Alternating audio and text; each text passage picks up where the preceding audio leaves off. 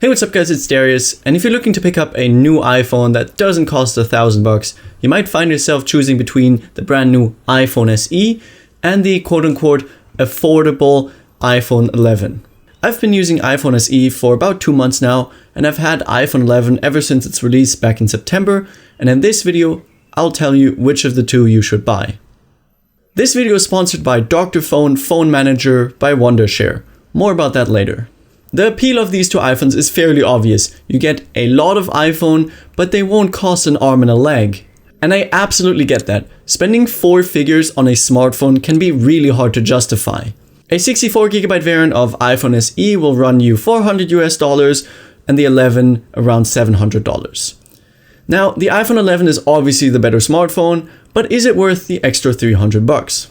As always, let's start with the design. Looking at the backside, I think they both look very nice.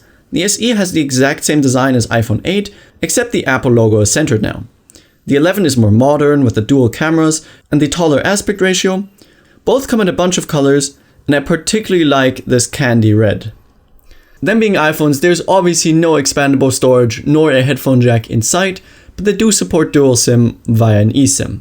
Both are built incredibly well and have held up fairly nicely. There's only a few scratches on my 11. There are quite a bit more micro scratches on the SE, even though I didn't have it as long as the 11. My guess it's because it doesn't use the tough glass as the iPhone 11 does. Additionally, the iPhone SE is rated IP67 while the 11 is rated IP68. That means it's a little more waterproof, but it's not a big deal to be honest. Now obviously the SE is a much smaller smartphone, and I actually prefer the size. It lies much better in my hand. iPhone 11 does have rounded corners, but it's wider, thicker, and quite a bit heavier, which doesn't make it very comfortable in my hand, but in return it does feel more premium. Both obviously have a glass back, which means they attract quite a few fingerprints and smudges, but that won't be a big issue if you use a case or a skin. Given the recycled design of the iPhone SE means you end up with crazy big bezels, which are completely unacceptable for a smartphone that came out in 2020. I do understand that this smartphone is not meant for someone like me who is used to the most modern smartphones. It's more for someone who has maybe an iPhone 6 or 7 and is looking to upgrade, but wants something familiar, which you obviously get with the SE. And I really get that, but do note that in a few years, this thing will look like an absolute relic. iPhone 11 looks more modern, but still kind of looks old next to other current smartphones with that big notch and fairly big bezels. Funny thing actually, the side bezels are smaller on the SE than on the 11, which again uses a 5-year-old design.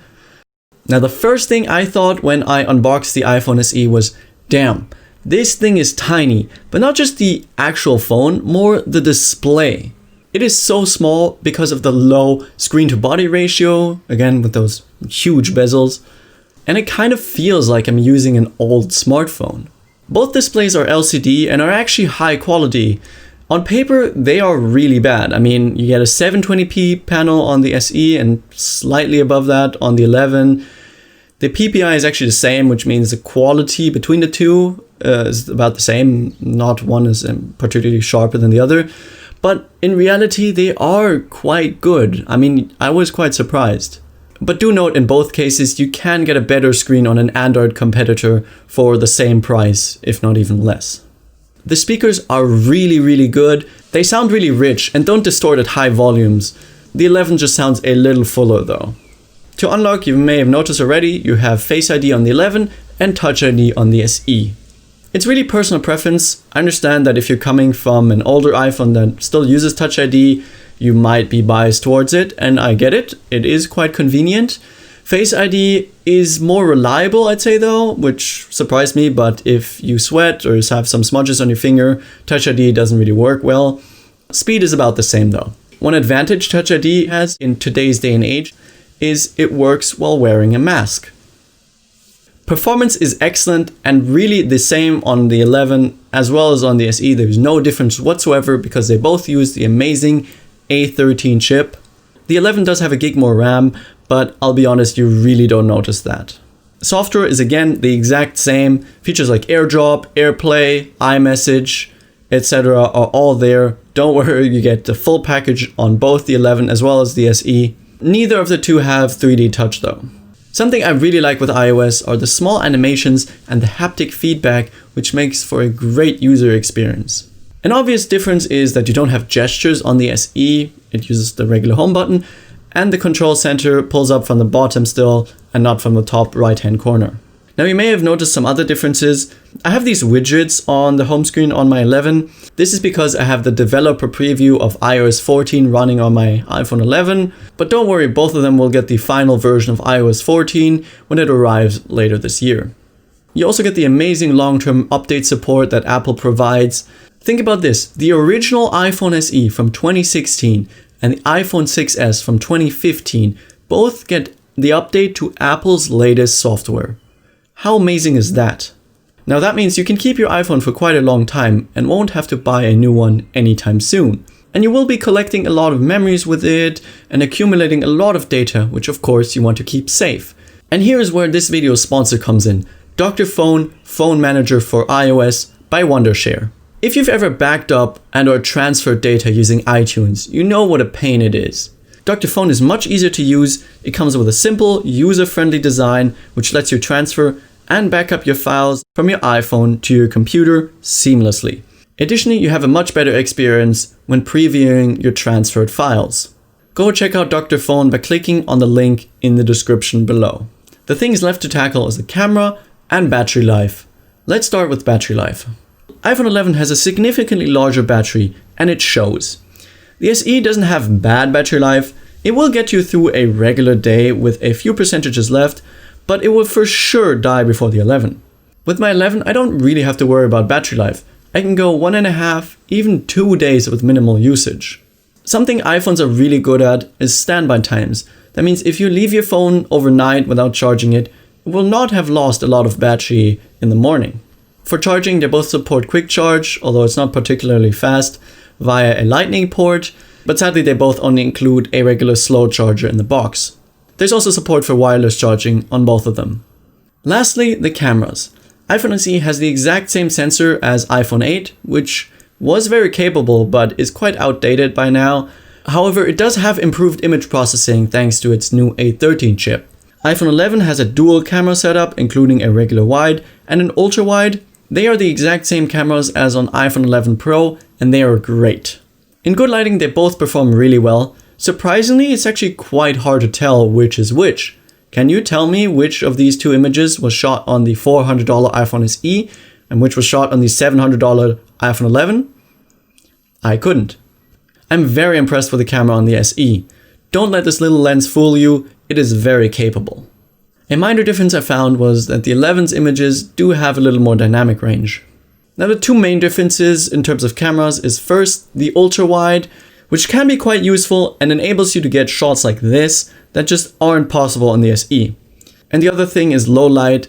Sadly, there's no night mode on the iPhone SE despite having the exact same processor as the 11 and the 11 Pro. My guess is that it would be possible, but Apple decided not to include it to differentiate more between it and the high-end models, which is very unfortunate, but from a business standpoint, I do get it because they want to drive more people towards the 11 and the 11 Pro. It is a shame though, because night mode on the iPhone 11 is very capable, but the SE just falls apart in low light. In conclusion, while both aren't flawless, they are great smartphones. iPhone SE is a surprisingly good deal. You get an amazing build, performance is best in class, and not just in its price segment. The latest software is installed, you get long-term update support for many years, and the great camera. On the other hand, the design is old, you have very big bezels with a small, low-res screen, battery life is only decent, and you only get a single camera without a night mode. But you have to understand, we're not talking about a $1,000 smartphone, we're talking about one that costs $400, and for that price, it is absolutely worth it. iPhone 11 is a great purchase as well. You get a larger, more modern looking screen with smaller bezels, as well as Face ID. Battery life is quite a bit better. You get a better camera with night mode, as well as an ultra wide lens. But is it worth the extra $300? Well, it depends. I'd prefer the 11 any day of the week, but I was really surprised with how much I like the iPhone SE. If you're someone who owns an iPhone 7 or 6 or even older and don't terribly mind having the same old design for a few more years, and don't really take many low-light pictures, then by all means, go ahead and pick up the iPhone SE, save the extra cash, or buy yourself some AirPods. In other countries, prices may be a little higher. In Germany, for example, iPhone SE costs you 480 euros. If the difference between the two isn't as big, or the iPhone SE is just particularly expensive, I read that in Turkey, for example, iPhone SE costs a converted $700, which is just insane, then don't get the SE obviously, get the 11 or an Android phone. Thank you guys for watching. I really hope you enjoyed the video. If you did, make sure to smash the like button, leave a comment down below if you have any questions or feedback. Don't forget to subscribe and hit the notification bell to not miss any of my upcoming videos. And of course, make sure to check out this video's sponsor, Dr. Phone, by clicking the link below. See you in the next one. Bye.